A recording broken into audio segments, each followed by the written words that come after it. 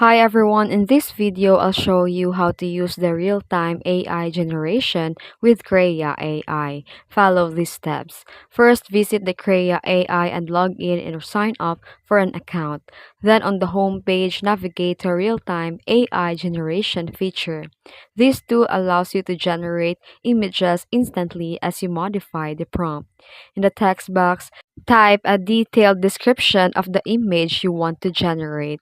Then, adjust the settings. Modify the parameters such as the art style, anime, cyberpunk, or realistic, and more. The image size, square, portrait, landscape, the detail level, and then watch the AI generate in real time. As you type or adjust settings, the KREA AI updates the image live in real time.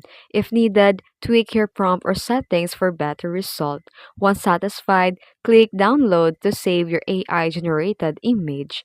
Then, to enhance the upscale, you can also improve the image quality with Enhancer tool. In painting and editing, you can modify in specific areas of an image, and you can also real-time variation that instantly generate different version of your prompt.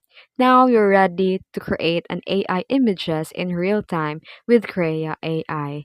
If this video helped you, don't forget to like and subscribe for more tips. Thanks for watching.